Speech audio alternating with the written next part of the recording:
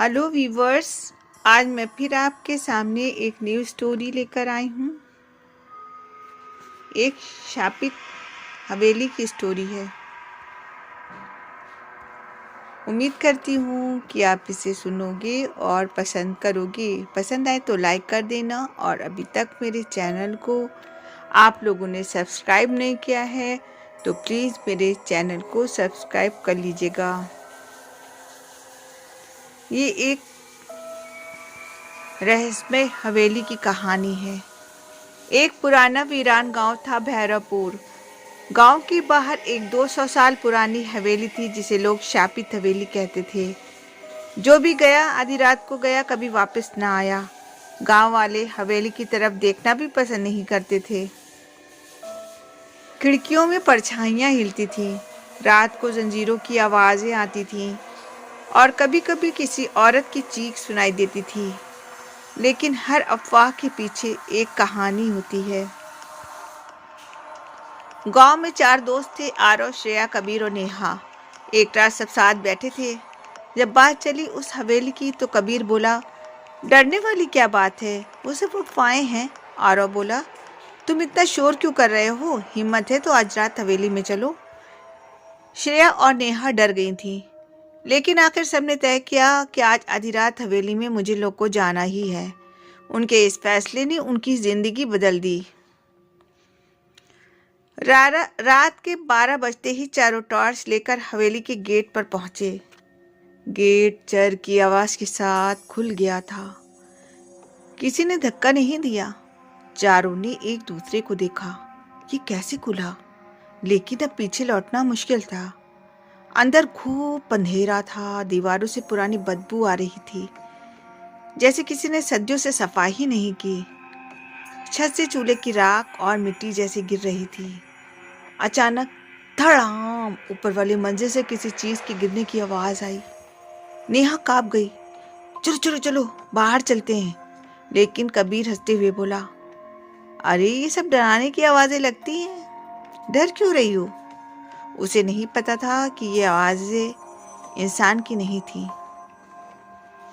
चारों हवेली के बड़े हॉल में पहुंचे। दीवार पर एक विशाल पुरानी तस्वीर टंगी थी, एक खूबसूरत औरत की।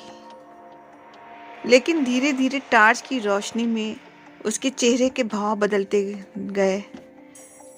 आंखें पहले काली थी, फिर खून की तरह लाल होने लगी। श्रेया चीखी, अरे अरे अरे, उसकी आंखें बदल गई। तस्वीर के नीचे लिखा था, चंद्रिका, हवेली की आखिरी मलिका।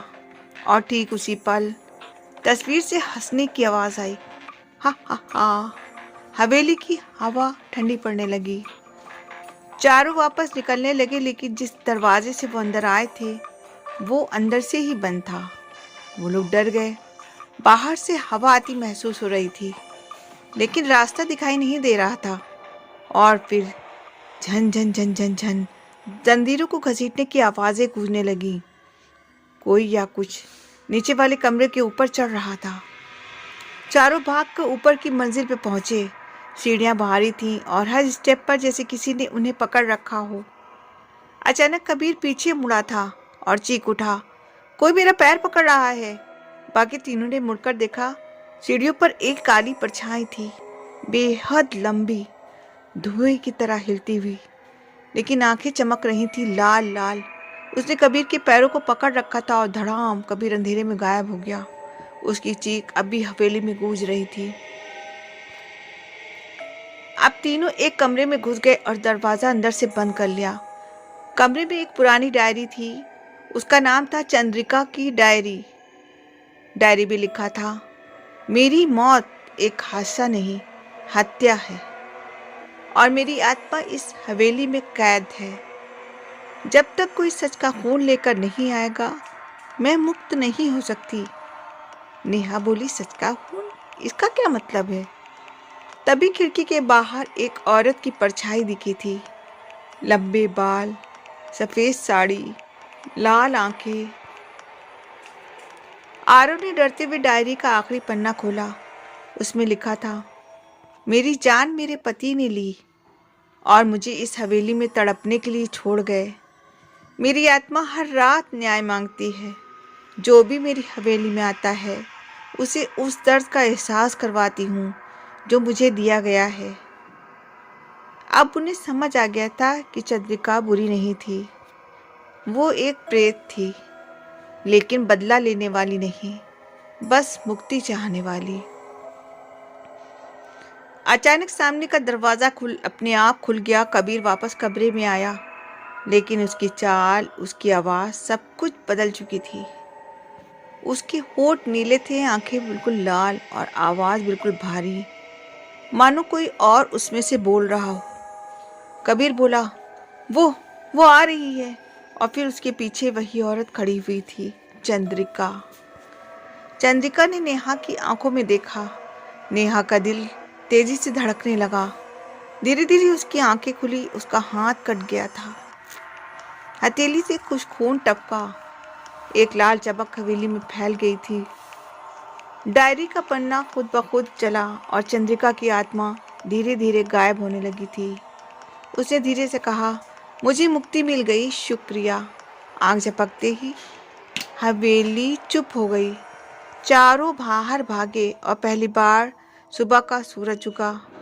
लेकिन जब वे गांव पहुंचे तो लोगों ने कहा, कौन सी हवेली? वो तो 50 साल पहले जलकर खाक हो चुकी है।